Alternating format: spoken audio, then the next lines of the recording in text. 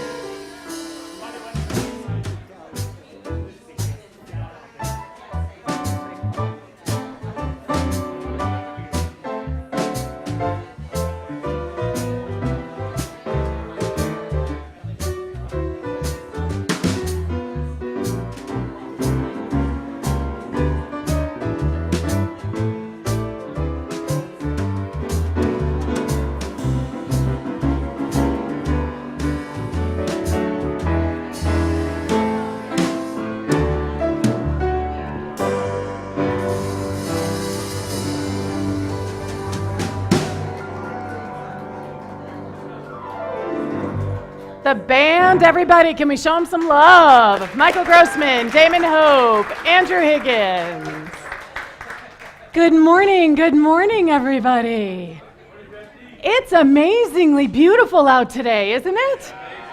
Oh, the weather is phenomenal. It is my joy to be here with all of you this morning, and for all of you out in Livestream land, welcome, welcome, welcome. Today, for everyone here in the room, is the first day. We're no longer in preview. We are live with our live stream. So I'm Reverend Deanne Weir-Morency. If you don't know who I am, I'm the associate minister here. It is my joy to be with all of you this morning. Unity is so sacred to me and to my heart. This community, what we believe, what we anchor, that there truly is only one power and one presence, and that presence is love. That presence is grace. That presence is joy. And that it is literally joy is here today. We have little Joy is here today. Yes, hi baby. And that's who we are. We are that. So welcome. I know that it took whatever it took for you to arrive here today.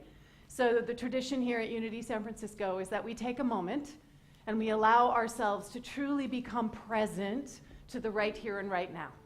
So I'm going to invite the prayer chaplains to rise. I'm going to ask them to encircle the community, hold it in that affirmative prayer field of love. Come on in and grab a seat. I'm going to invite our very own Misa Malone to come on up. And whatever it is that it took for you to get here today, just let it go in this moment. Literally letting go of whatever's on your lap, whatever it is that you're carrying in your heart.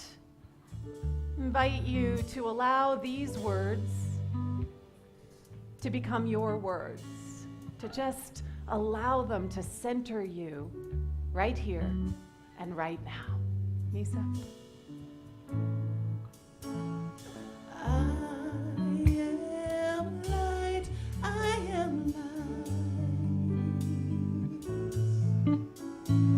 I am light, I am light.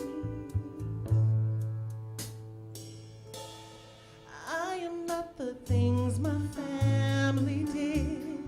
I am not the voices in my head. I am not the pieces of the brokenness inside.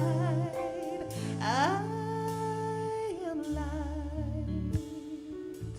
I am light. I am light. I am light.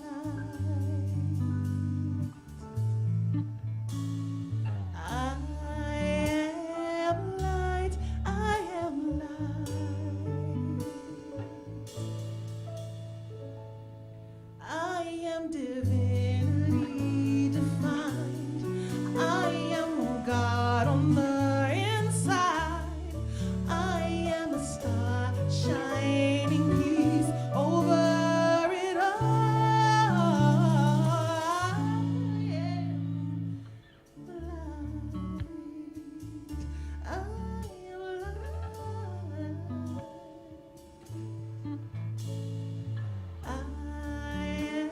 am light. I am light. I am light. I am light. I am light. You are light. You are light. We are light. We are light.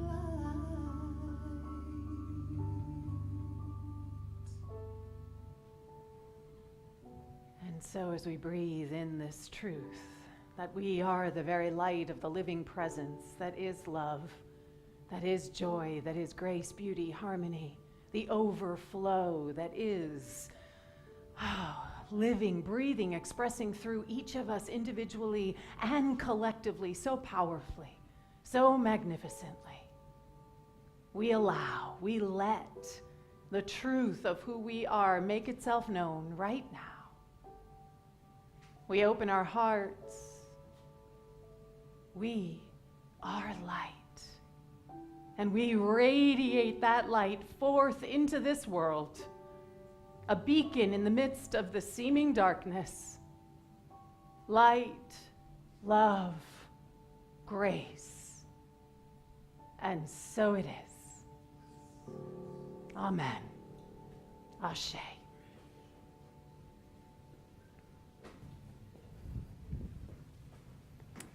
Good morning, Unity San Francisco, and Unity around the world. It's time for our morning announcements. I want to direct you to the bulletin and let you know that here at Unity San Francisco, we enjoy standing for something like love and divinity. And so we have a vision statement, we have a mission statement, then we also have core values such as prayer and meditation, inclusivity, and service. So here we're celebrating this morning our core value of joy. And so I ask you whether these words feel good, to feel within yourself as we think of joy. Joy is our true nature. It is what we bring to the celebration of life, independent of circumstance. Something that I can find within that is not shaken by the storms of my life, even though those storms are respected too. So do those words feel good? And if they feel good, I invite you to say them with me about joy together. Joy is our true nature. It is what we bring to the celebration of life, independent of circumstance. And so it is. Our announcements. I think one of the most beautiful things of a healthy community is a healthy calendar of events. So we invite you always here Sunday mornings at 10:30, but we also have our Wednesday night services every Wednesday at 7. We have the first Wednesday, the second, the third, the fourth, but this month there is a fifth Wednesday, so therefore we are doing a candlelight evening of remembrance. It also coincides with the Day of the Dead, and it coincides with Halloween, but we are looking back to be that love as we remember those who have come and gone before. So the altar has already been set up. This is the 8th year in a row with Reverend Elizabeth Hager hosting our candlelight evening of remembrance. My parents are already there on the altar. The altar is open. Bring your sacred object and then attend October 31st, 7 p.m. for the candlelight evening of remembrance. Now also, this Wednesday is the second Wednesday, so we're going to be having a collective wisdom with Reverend Deanne Morency. And she has thought about a concept in which we will have something to think about and sit in the quietness, in the wisdom, and then see if we find an inspiration to be shared. So she will bring a quote or a poem, and then we will have that Wednesday evening service where we go in between silence, sitting in the wisdom, and then speaking those words of wisdom, and then back to silence, and then moments of sharing. So then we all sit in the field of wisdom, learning from the group. So join us this Wednesday, 7 p.m. with Reverend Deanne. Another fun class that I'm very excited about is First Steps. It's Reverend Ken Daigle's Absolute Abundance program. So there's a 10-week course, but this is a 6-week beginner course. And I wanted to let you know that since 2016, when Ken launched Absolute Abundance, it has been these classes taught in over 60 different communities across the U.S. and a little bit of Canada, too. Right?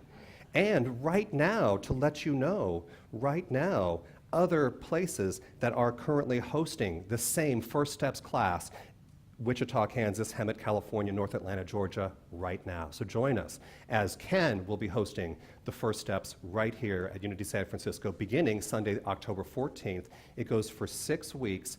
The course is $50 for the class and for the materials for the entire 6 weeks. So very affordable. Come learn about your abundance and the concepts of abundance. So join us. Also, we're celebrating our Year of Manifestation, so this year we're having a Harvest Jamboree, not only to celebrate the harvest of the physical world, but also the harvest of each and every one of us. as we pray together, study together, blossom together, and see our own harvest coming. So at this event, which is going to be this time during the day, Saturday from 12 until 4 on November 3rd, so please enjoy it, families, for lots of fun and food. It is a fundraiser, so we're going to be having auction items that you can bid on, and also the price for the event is $60, part of our fundraiser, and that is the early bird price, $60. It will be going up to $75. So buy your tickets in the lobby after service and join us on Saturday, November 3rd from 12 to 4. I would also invite you to look at your bulletin for the spiritual connection card. And please fill it out, let us know who you are. If you are viewing online on your live stream, it is the green button just below the screen for your spiritual connection card. And if you are new, please let us know how you found out about us. And we are going to be returning to the spiritual connection card a little bit later in the service. But also very important, if you are a first-time guest, welcome. We're so glad that you're here with us. We do have specially prepared a little gift for you in the lobby and other choices for you as well. So please see us after for a gift. And now I invite you to stand if you're willing and able as we join together in a community song, Use Me.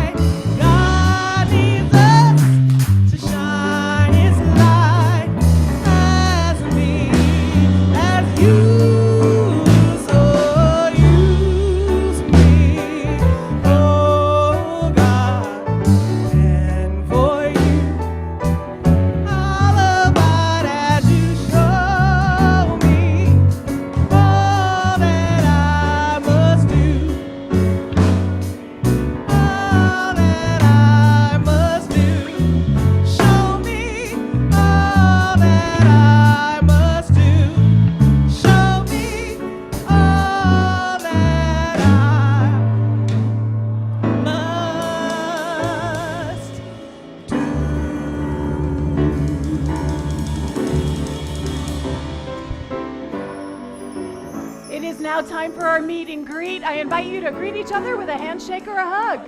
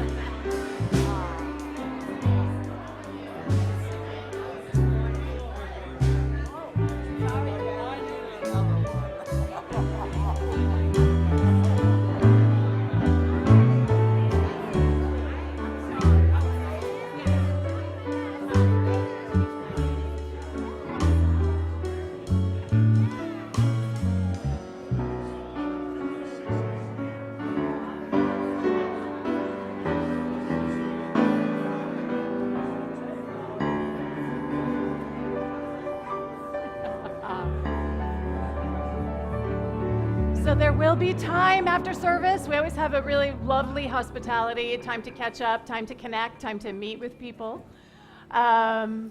So we had a very special donation come in this week, 2 orchestra seats to Miss Saigon.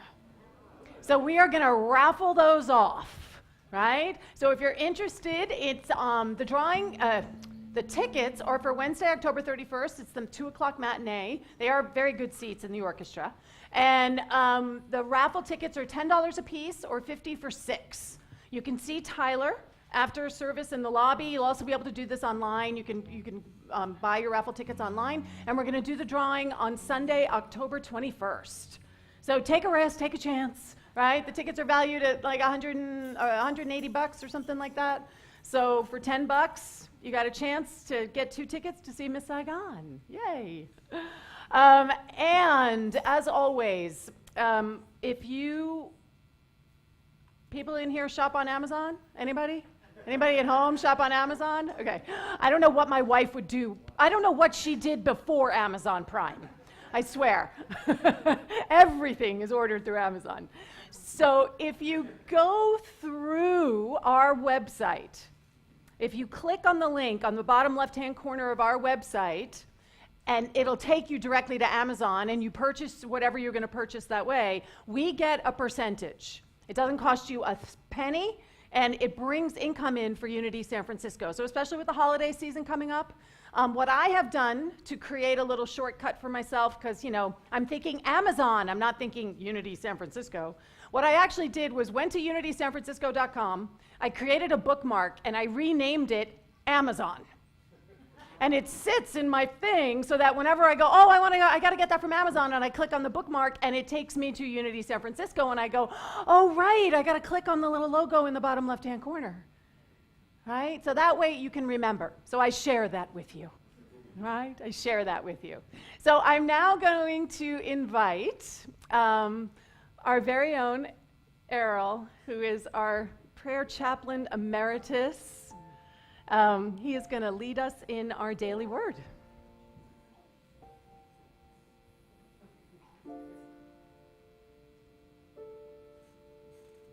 It is now time. It will help if it's on. It is now time for the daily word. A time to let these words of truth become part of your morning reflection, your morning meditation or prayer. The daily word is an affirmation of the divine truth that is always present. It is an opportunity to anchor our awareness, to know that everything is in divine order. I invite you to take a deep breath and to pause in the silence, to close your eyes if you wish.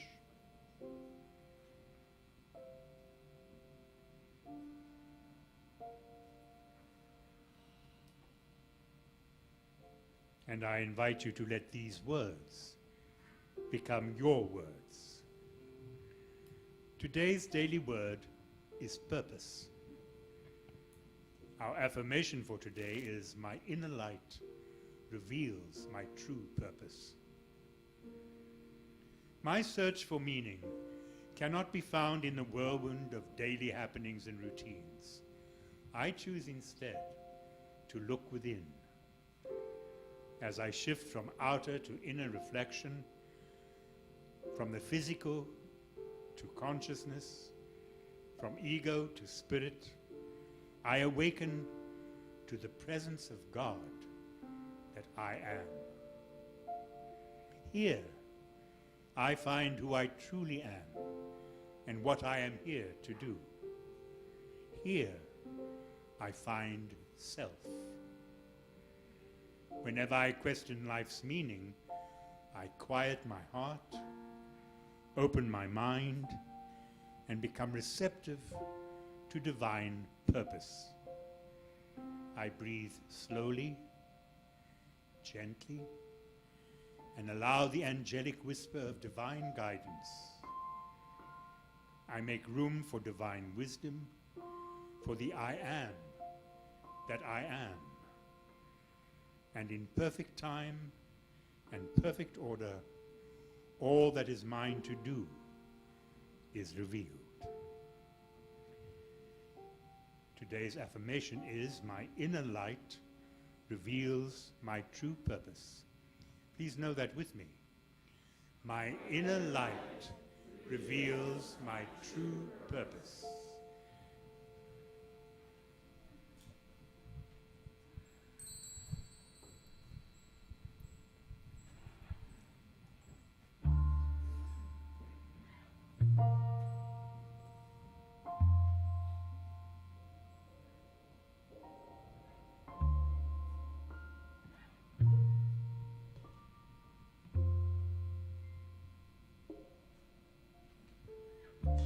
I stare at my reflection in the mirror. Why am I doing this to myself? Losing my mind on a tiny error. I nearly left the real me on the shelf.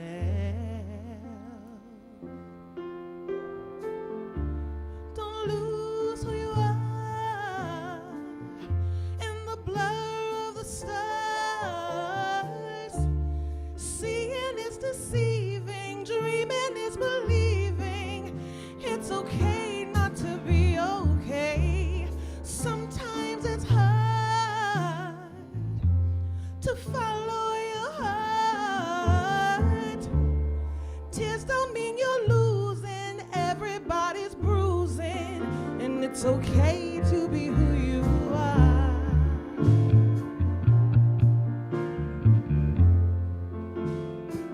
Just be who you are.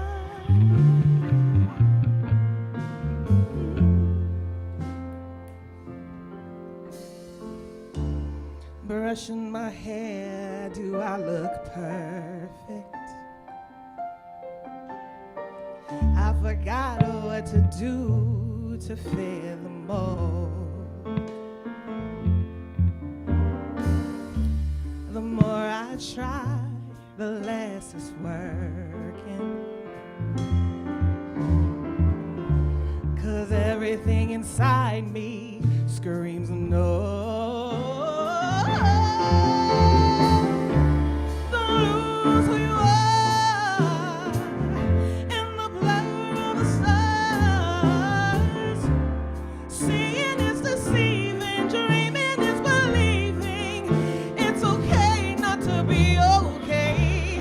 Sometimes it's hard to follow your heart. Tears don't mean you're losing, everybody's bruising. There's nothing wrong with who you are. Yes, no's, egos, fake shows like, whoa, just go and leave me alone. Real talk, real life, good love, good night. With a smile, that's my home. My home. Don't lose who you are in the blur of the stars. Seeing is believing, dreaming is deceiving. It's okay not to be okay. Sometimes it's hard to follow your heart. Tears don't mean you're losing, everybody's bruising. There's nothing wrong with who you are. Don't lose your heart in the blur of the stars. Seeing is believing, dreaming is deceiving. It's okay not to lose your heart. Sometimes it's hard to follow your heart. Tears don't mean you're losing, everybody's bruising. It's okay to be who you are. It's okay to be who you are. Be true to who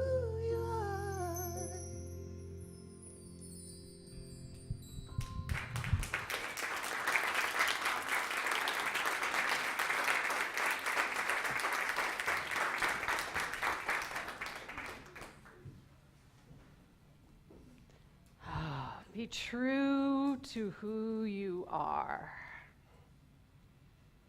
Can anyone here relate to that?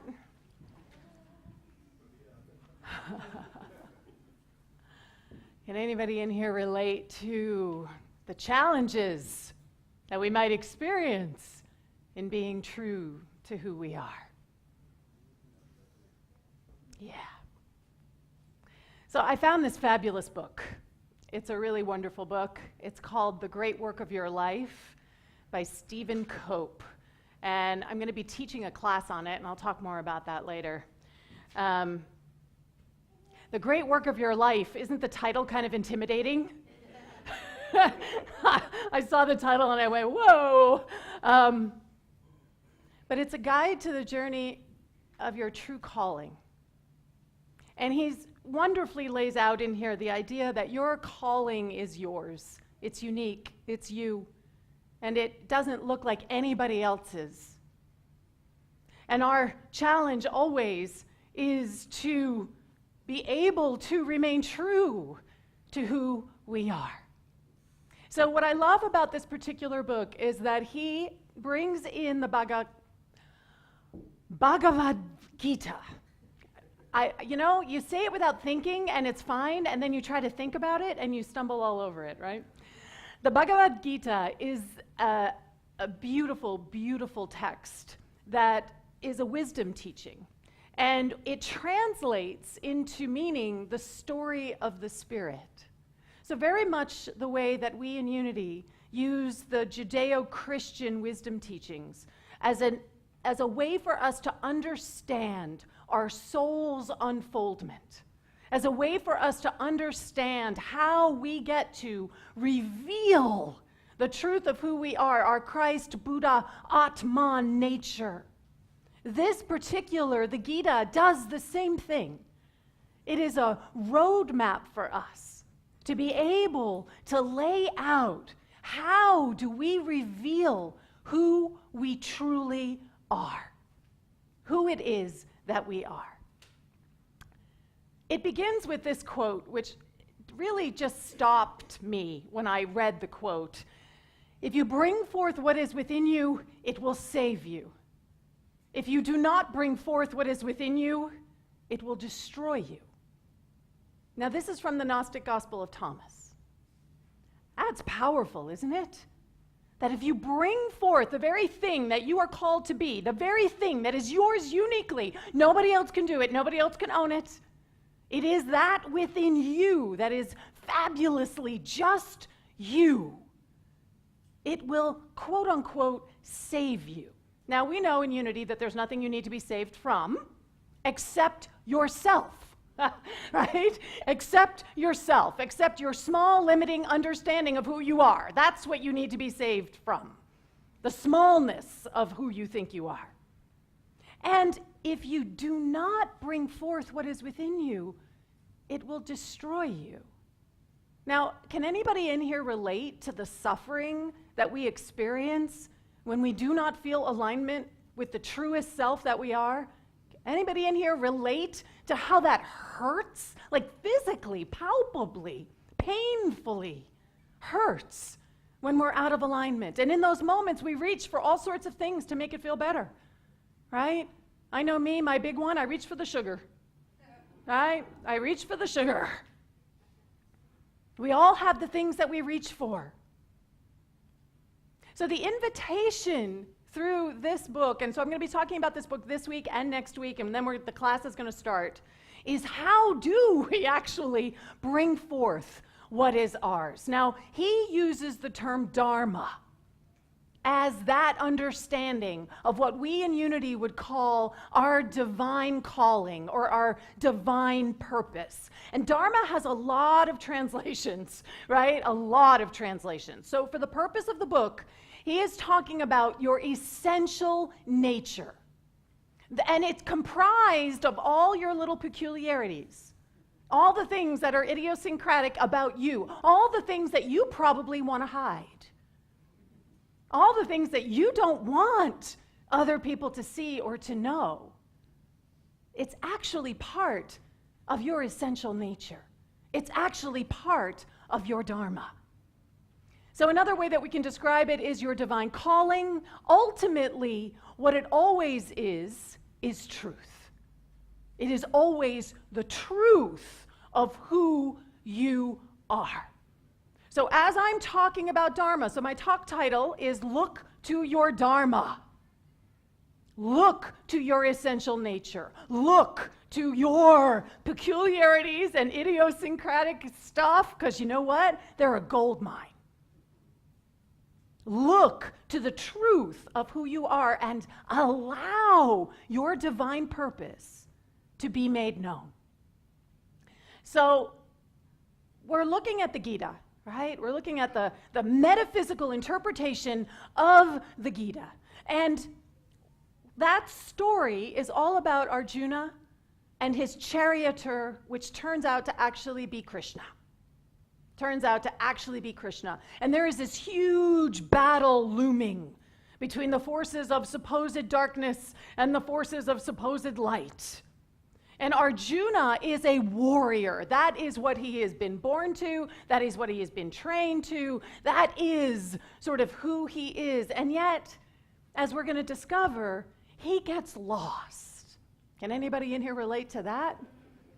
We think we know who we are. We think we understand what is ours to do. And then somewhere in there, we come up against something, and it starts to challenge everything that we thought we knew and understood. So one of the central tenets of this teaching in the Gita, which is a challenging one, you cannot be anyone you wish to be. Wow, that almost feels like it runs right up against what we believe in New Thought. You know, I can see it. If I see it, I can make it happen. I can activate it. I can manifest it. You cannot be anyone you wish to be. I may wish from the bottom of my soul, and I do, that I could sing like Misa Malone. Really. Like, I really wish that. That is like, I often say, if I'm coming back around, I want to come around with that voice. That is what I wish. But it doesn't matter how dedicated my practice is. It doesn't matter how much love and energy and time and effort that I pour into my training, my voice, you know what? I am never going to sound like Miss Misa Malone. You cannot be anyone you wish to be. The truth is, living a fulfilled life means discovering who you actually are. Really take that in. Discovering who you actually are. Not who you think you are. Not the surface understanding. Not the mask that you are presenting to the world because you think that that's how the world wants to see you. But who you actually are. So Thomas Merton has this wonderful quote. Everyone has a vocation to be someone. Now, he put this all in the masculine pronoun. I changed it, just so we're totally clear. Everyone has a vocation to be someone. But they must understand clearly that in order to fulfill this vocation, they can only be one person, themselves. And that's scary sometimes, isn't it? To actually be that vulnerable, to actually be that raw, to actually allow your peculiarities and your idiosyncratic stuff to just kind of hang there. And yet that is the invitation that each of us are invited into again and again and again and again, because the only person you can be is you. And one of the questions that this book asks is, are you living into that fully? And that is the question that Arjuna is asking himself. What is mine to do? So there's this huge battle, and Arjuna shows up, and he does not know that Krishna is his charioteer. He just has this charioteer. Now, we're looking at this metaphysically. So can anybody relate to this? We think we're in charge of the chariot. But what is the actual truth? The divinity that you are is actually driving the whole show. But we don't know it. We forget that. It slips away from our understanding. So Arjuna, in his moment of forgetting, surveys the battlefield, and it's a big battle. It feels cataclysmic. It's the end of one age and the beginning of another. Does that sound familiar to anybody in their own life? That you are in a transition of some sort where the ending of one way of being is so alive and the new way of being is so alive. Oh, and what's going to happen? So he goes down and he's surveying it, and he realizes that opposing him is family. Opposing him are kinsmen, is family and friends. And he cannot bring himself to choose to engage in the battle. Can anybody relate to that? The things that are familiar, the things that are around us that we know and are appreciate, like we don't want to let them go sometimes. We get attached to them. We think we need them. And so what he does is he settles himself right in the middle of the battlefield, and he just collapses at the bottom of his chariot and says, I can't go, I don't know what to do, I don't know what to do, I don't know what to do. And this is where the Gita takes place. The verses of the Gita take place in the middle of a battlefield that has not begun yet, where the Arjuna is being invited into a choice, and he cannot make a choice. So what he is experiencing and what the Gita is all about is doubt.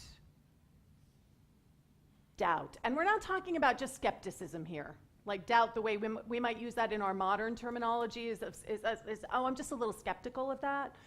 What we're talking about here with this understanding of doubt is we are talking about something that paralyzes you.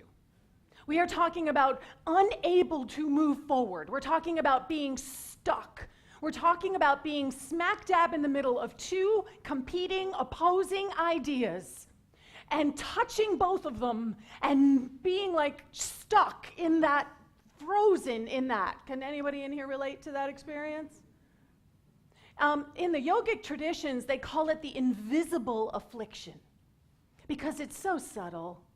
Doubt is so subtle. It's insidious. It's everywhere. My homework for you this week is to start looking at your life where doubt is. Where are you sort of stuck between these two things and you're not choosing either because you're paralyzed and you're afraid that I might make the wrong choice or it might mean the wrong thing or what might the consequences be? If I choose A, what's going to happen to B? Oh. It's huge in every decision you're making. That invisible affliction is there. And the invitation of the Gita is to let go of doubt. Let it go. So Arjuna and Krishna are having this amazing conversation. They're literally, so this is what we do when we actually become receptive to the divine within us. So I want to be really clear. The Krishna that I'm speaking of is the Krishna that you are. This is about going within and allowing yourself to touch and engage with the divine wisdom that is present as your life. And as Arjuna collapses on the bottom of the chariot, literally he can't hold his bow and arrow anymore. He talks about how he's clammy and his skin feels weird.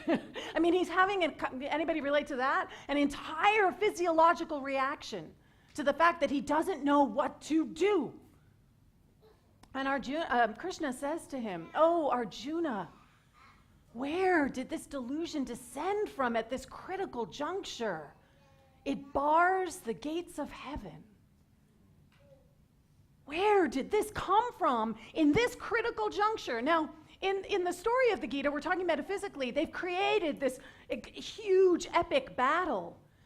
But every moment that you make a choice is a critical junction. Can you feel the truth of that? Every moment, every choice you're making is a critical junction.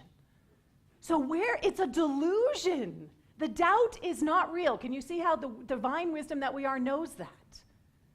And what that delusion does, what doubt does, is prevent us from being able to see any further towards the divinity that we actually are. It literally bars the gates of heaven within. The heaven that is available and accessible right now as your life. Doubt is the thing you need to be saved from. Does that make sense? He also goes on to say, doubt afflicts the person who lacks faith and will ultimately destroy him. There we are again. This idea that if we are not living fully into our Dharma, that we are actually harming ourselves in the process, that we are actually doing damage to who we are if we don't fully live in to that Dharma. And I love that in Unity teachings, faith is a power. Faith is something that we have available, accessible. We access it. We activate it. So built into our teachings, we have the thing, the mechanism to be able to navigate the doubt when it arises in our awareness. Part of it is, can we recognize doubt when it's there? What are all the other names you call it? Oh, I'm just sitting on it. Oh, I'm going to take a little bit of time. I'll do that tomorrow, and tomorrow, and tomorrow. Right? All the ways we procrastinate, that's doubt. That is doubt at work. So we all have felt this. Which way do I go? Which way do I go? And what's really cool is it, of course, brings to mind Robert Frost's famous poem, and two roads diverged in a wood. And Robert Frost is actually one of the people in the book that Stephen Cope uses to illustrate and illuminate someone who has lived into their Dharma. So the book itself is really filled with real-life stories of people who have activated the 4 pillars of Dharma to actually be able to live into it. And I love that Robert Frost is one of them. So this is what we all come up against. And the thing that Stephen Cope talks about, which I think is really true, is that we all come to crossroads in our lives all the time. And then the thing is, we don't make a choice. We just kind of let it be. And then we kind of put a little chair there and we get comfy there. We sort of settle in. And then we kind of forget that it was actually a crossroads. We forget that there was a choice. We think that this is what is. And we're just sort of there. So part of the invitation of what this book is about, what the class will be about, is about opening yourself up to recognizing all the places and spaces where you are stuck and may not even know it. May think that it's a quote-unquote given. Well, this part of my life is just a given. Is it? Or was it a crossroads that you just sat yourself down in and haven't moved from? So how do we discern our Dharma? This becomes the biggest question, right? I mean, if Dharma is our true calling, and we're called to show up in it, and we're called to express it as powerfully as we can, how do we do that concretely? And he offers, just the beginning of it is the first step is you got to trust your gift. You have to trust the thing that you have, that you are. You have to trust that it will carry you, it will support you, that it is actually there, underpinning everything for you. You have to trust the gift. You have to think of the small as large. We talk about this a lot, about taking baby steps, about activating something in consciousness. Does not have to happen on this huge, large scale. So while your calling may be, like Susan B. Anthony, who's one of the people that's in the book, to get women the right to vote, which feels huge. What she did was focus step by step by step on each meeting, each talk, each speech, each moment, small pieces, knowing and trusting that that is huge. Not all of our dharmas are going to be that we're going to be imprinted on a coin that nobody uses, right? But that's not going to be all of our dharma, right? Some of our dharma is going to be the best dad ever on the planet. Like, that's our dharma. Our dharma is to be there and to show up and to be present for our kids, and that is what our dharma is. But we need to think of the quote-unquote smallness of that as large. There is nothing in your Dharma that is small.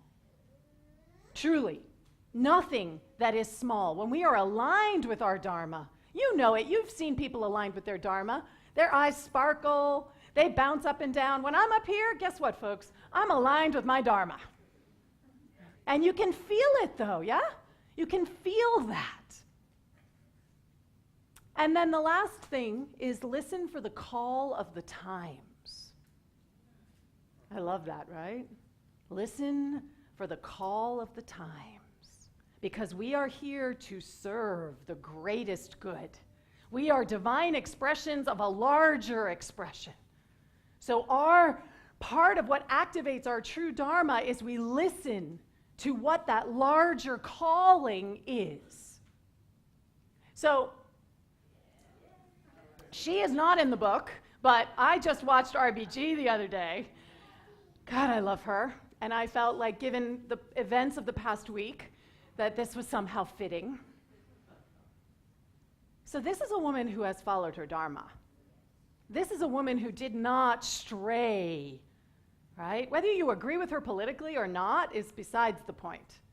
She followed her Dharma in a time where women were not in college, let alone in law school, let alone on the Harvard Law Review, right? She was out there following her Dharma, marrying a man who respected her Dharma, finding all the pieces that she needed, aligning them to support her Dharma. She said that her first semester in college, the ratio of men to women was like 6-to-1 or something. And she said that, her first semester, she never went on a repeat date because there were just so many more men. And then she met Marty, her husband. And that was it. She said, he respected my intelligence. She was honoring her Dharma. She wasn't going to settle for something less than that, even though the consciousness of the time was that women shouldn't have jobs. Women shouldn't be lawyers. She graduated from Columbia. She started at Harvard, moved to Columbia because he got work in New York City. And she could not find a single job in New York City. Not a single law firm would hire her because she was a woman. That's simple. Just not even pretending otherwise. We don't hire women here. And you know what?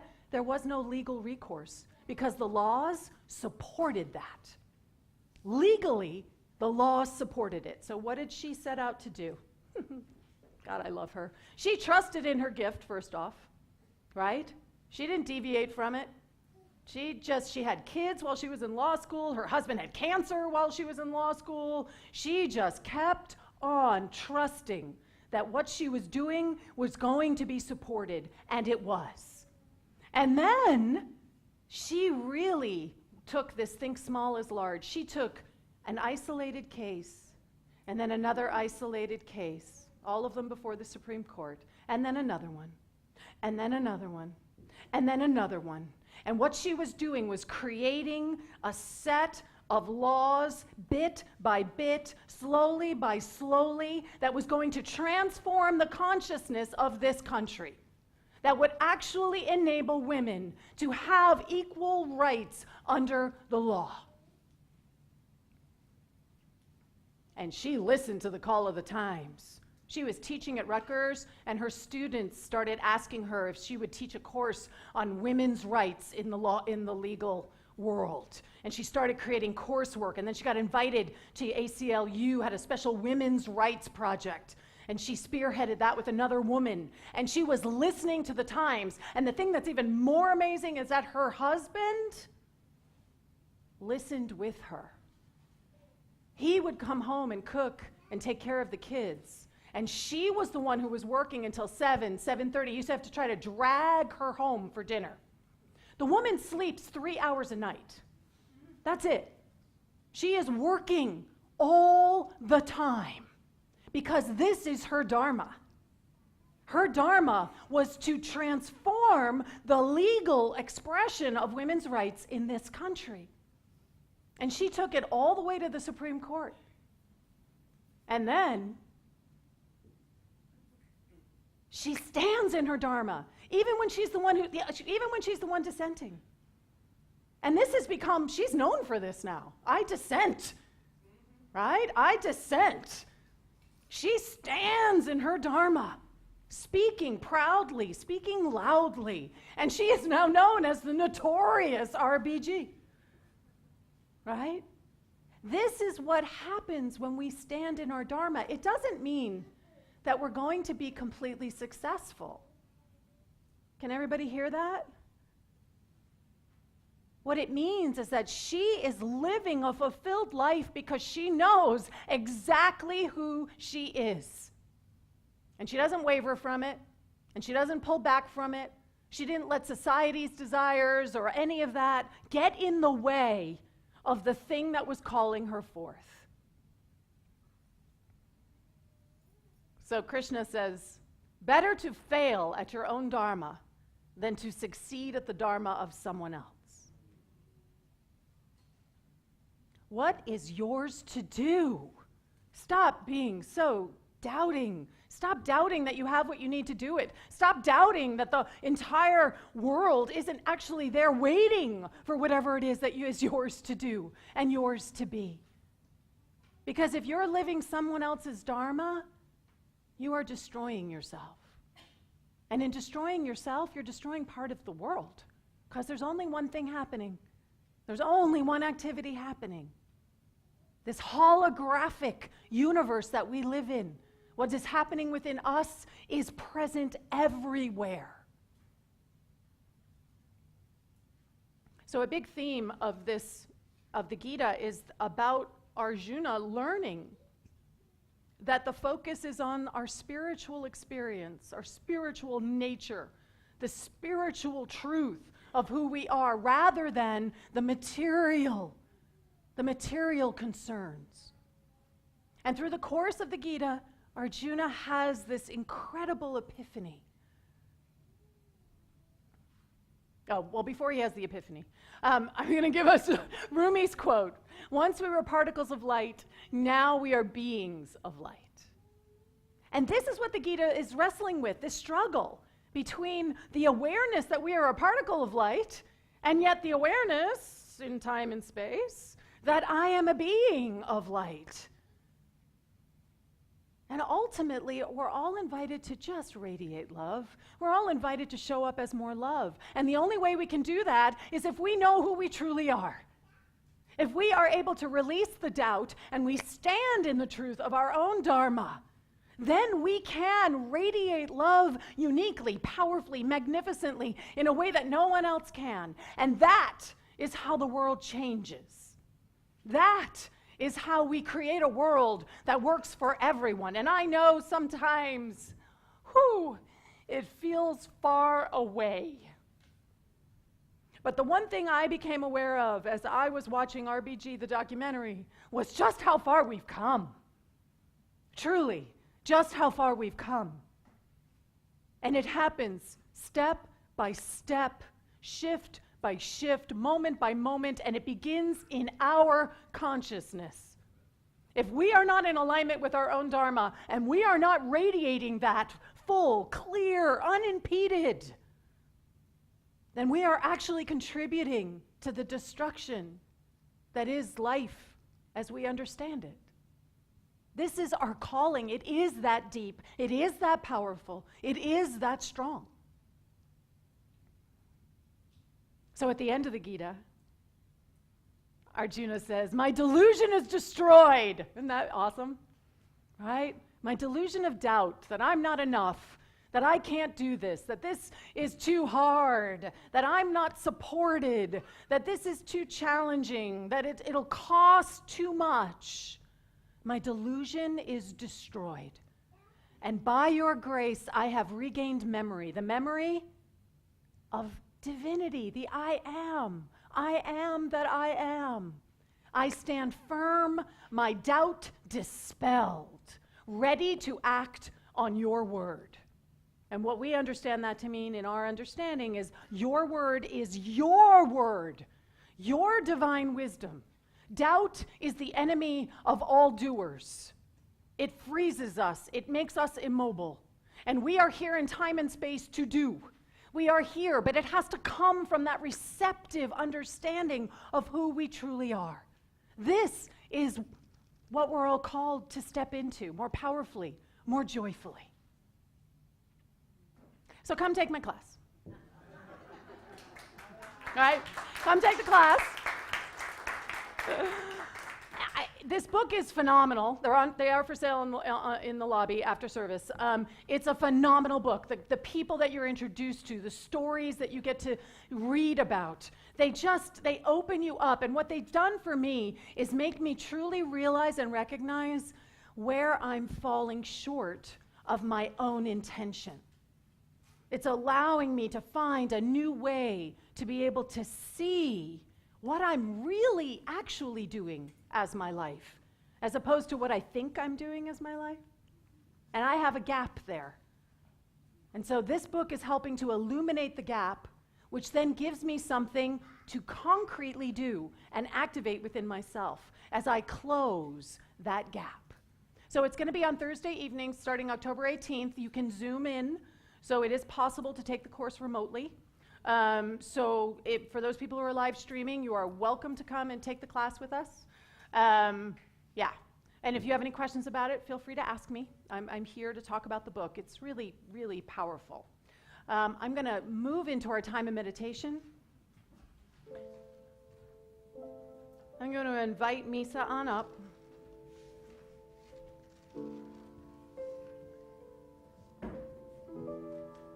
So here's the invitation. Can you let go? Can you let go? Can you let go of whatever it is that you are holding on to, whatever that idea is that you think is your Dharma right now? Because guess what? Dharma can change. What was your calling at one point in life, you're looking at me, I was an actor, and now my calling is something else. So we always want to be able to let go of what we think we are and allow ourselves to touch the truth of who we truly are. Let go of the shore and let the water carry you. Let go of the shore, float into the mystery. Let go of the shore and let the water carry you. Let go of the shore, float into the mystery.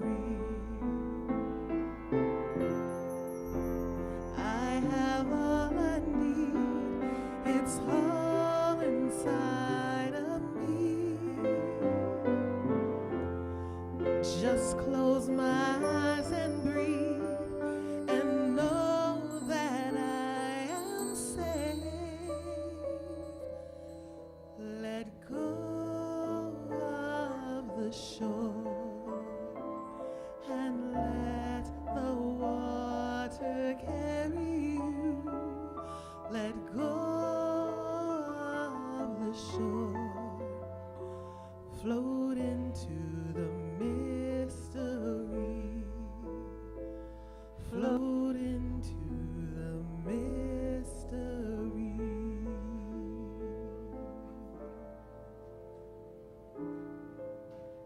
So we breathe into the mystery. We breathe into the letting go. We breathe into that space, that place in consciousness. That is truly love.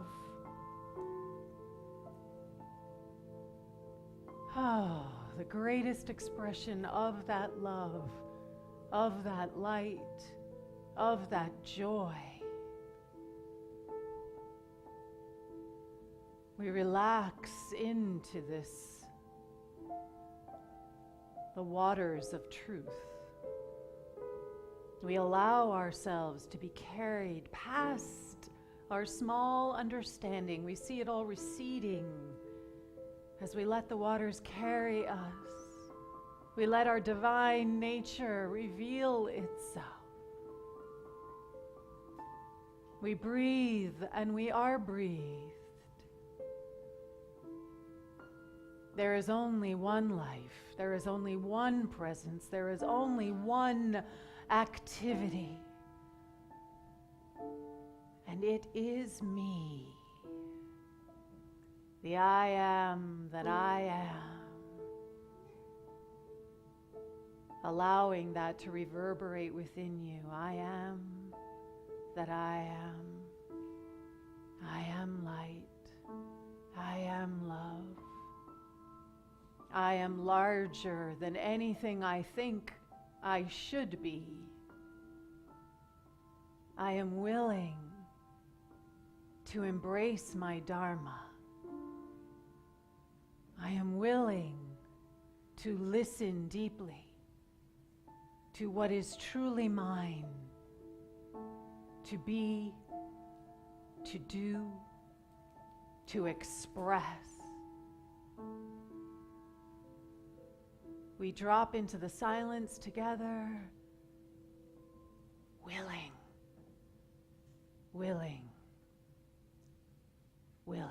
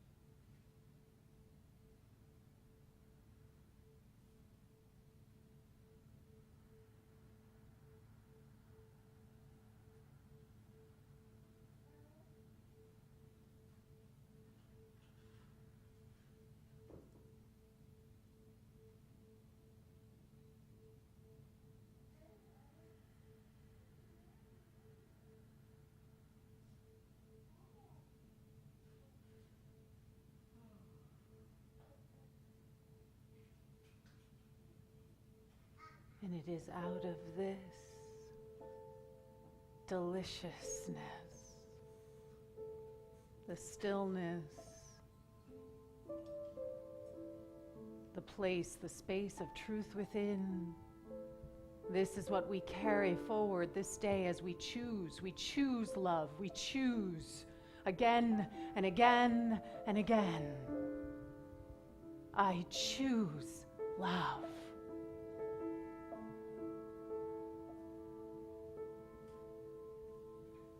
Let go of the shore and let the water carry me. Just let go. Let go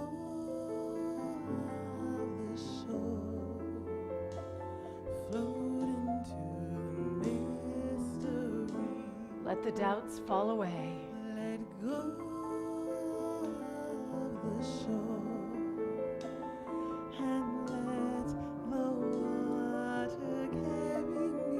Activating faith.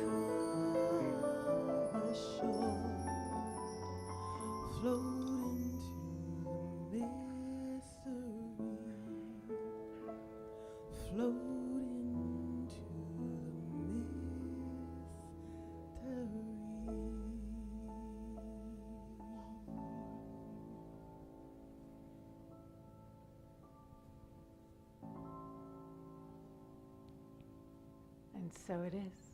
And so it is. Amen.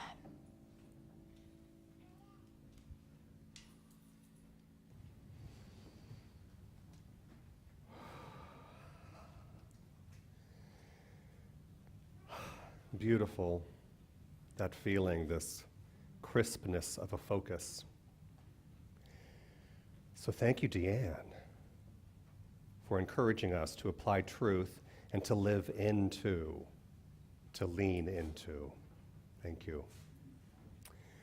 Part of what we do here at Unity San Francisco is then we ask ourselves, how can I practice this week? One of those methods is to, during the week, think back to what did I hear? What were the feelings that were invoked? What were the things that I was then asking myself to go deeper into? So if you look in your bulletin at your spiritual connection card, there are some choices for your spiritual practices of the week. If you're joining us online, your spiritual practices are the green button on your computer. But we invite you to think about these practices and then bring them back to your own thoughts during the week. Ideas such as recognizing my doubt and invoking my willingness to release it, or for me to listen to what is mine to do, or to very powerfully choose love again and again. You can also choose to develop a life of prayer, to pray with the prayer chaplain today. We are here for you. If you are watching online, you can also fill out a prayer request, and it's on your screen as a blue button. Also here on the form, let us know what your prayer requests are or something that you are celebrating. And the reverends, we're looking at this every week and agreeing with you. One of the powers that we study here at Unity is the power of agreement. We take great pride in affirmative prayer after service to agree with you for your good, or online and fill out the form and let us know your request and what you're celebrating. A little bit later, you're going to put this into the offering basket. As we're getting ready for our time of giving and receiving, we ask that we all demonstrate the abundance that we find within, and also giving with love and with joy to the place that we're spiritually fed. So we ask for your love and your support for all the good that we are creating here at Unity San Francisco. So in the chair in front of you, you might find an offering envelope. If you give automatically and electronically, we want you to enjoy being in that ritual of that beautiful offering basket. So if you give electronically, you can use the card to say, I'm giving my love too. If you are watching online, the offerings and donations, please click the orange button. We get everybody their tax-deductible receipts by the end of the year. We appreciate your loving support for our community. And to talk about giving, I want to invite up one of my prayer partner friends and one of the governing board members, Ms. Carol Dollahan.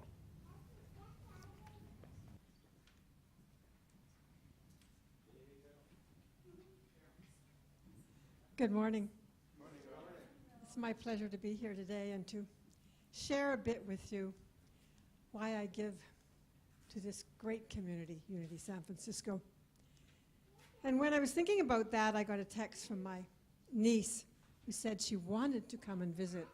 And that was rather new to feel that really wanting to come and visit me was there. And so I reflected when I heard that on a couple of years ago, not long after I was in Unity, very new to Unity, and I had just finished the abundance class, the absolute abundance class that Reverend Ken gives. And I looked at the practices we had learned, and I decided that what I was, let me backtrack a bit. My niece and I had a relationship. It wasn't bad, but it wasn't good, and I wanted it to be great. It was important to me to make a difference in this, and I knew it had to come from me. So I decided that I was going to do that, and that I was really going to appreciate her as she was, just that, to appreciate her. And I did that, and we had this wonderful, delightful time. We giggled, we went on walks, it was just really, really fun. She left after 3 or 4 days saying she wanted to come back, and she would, and now of course she is. But I looked at that after she left, and I thought, what had really happened here? Yes, I had a strong intention. Yes, I had a strong commitment to what I was going to do, but what was the result? Well, what had happened was I had dropped my judgment, totally let go. Of course, I could not be judging while I was appreciating her the way I was. And so that made that tremendous difference to that relationship, and now she's at that place of not thinking she needs to come back to see her aunt or to make her father happy that she's coming to do it, that she wants to, which of course makes me feel wonderful. So when that happened, I looked at myself, and that was the moment I decided that I really wanted to give to Unity San Francisco. I wanted to step up, I wanted to serve, I wanted to give, and I did. Now fast forward, move forward to last week. Last week on Wednesday, as we do on all Wednesdays now, we have a service every Wednesday, and last Wednesday was the Om night. It was beautiful. We meditated and we chanted, and there was candles and cushions, and of course there was chairs too for those that wanted it. But it was just this beautiful night. And then it came around to the time of the basket being passed, and I knew it was coming and everything, and for that flash second, I said, oh, I tithe. I give enough. Oh, and then I felt myself just tighten up. What a limiting belief. I thought, oh my goodness. And I didn't like how that felt. That really felt quite, well, limiting and quite icky. And I thought, So I decided, right in that split second of all of it happening, that I would exchange that icky feeling and that limited belief, if I given up, to that joy of giving, just that little bit extra that time. Because I'd felt about that evening that it was like a bonus night. It was like a bonus spiritual evening that I was having. And all of a sudden, I had this cramped up feeling about it, but I could change that. I could change that to the joy of giving. And that's what this Unity and this Unity San Francisco has given to me so much, has given me, and that's why I'm so grateful to give back. Thank you.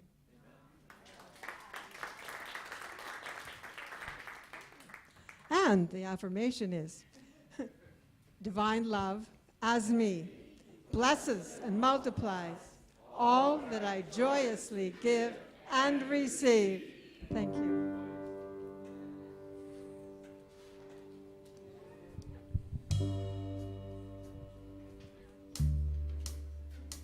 Made a wrong turn once or twice, dug my way out, blood and fight, bad decisions, that's alright.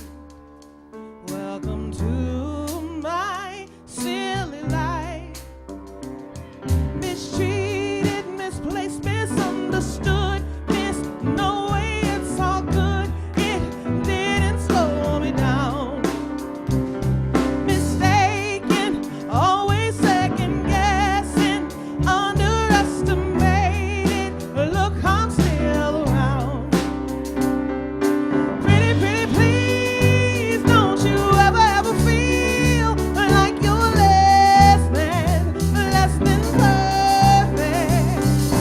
Pretty, pretty, please, if you ever feel that you're nothing, you are perfect to me. You're so mean when you talk about yourself, you were wrong. Change the voices in your head, make them like you instead. So complicated, look happy you make it, filled with so much hatred, such a tired game. It's enough, I've done all I can think of, chased down all my demons, I've seen you do the same. Oh, pretty, pretty, please, don't you ever feel like you're less than perfect. Pretty, pretty, please, if you ever feel like you're nothing, you are perfect to me. The whole world's scared, so I swallow the fear. The only thing I should be drinking is an ice cold beer. So cool and loud, and we try, but we try too hard, and it's a waste of my time. I'm looking for critics cause they're everywhere. They don't like my jeans, they don't get my hair. We change ourselves and we do it all the time. Why do I do that? Why do we do that? Why do we do that? Pretty, pretty, please, don't you ever feel like you're less than perfect.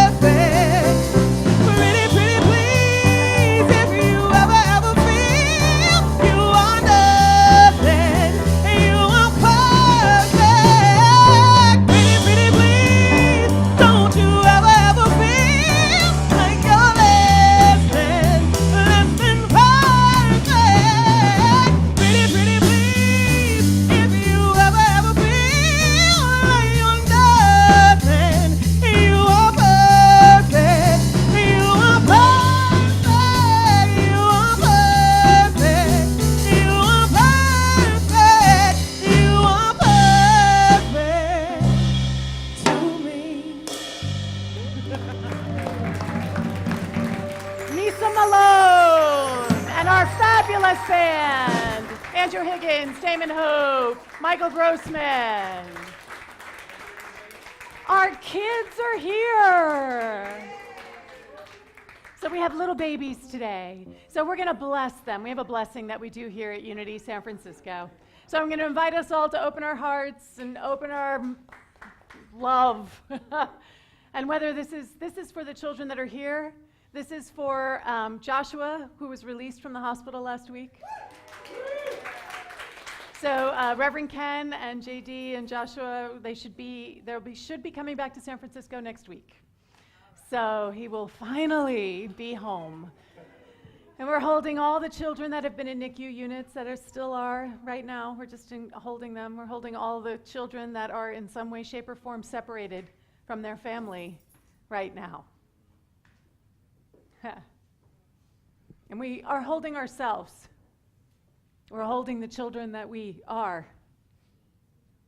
still are. And we're saying this to ourselves and to them and to all who are in our hearts. Please know this with me.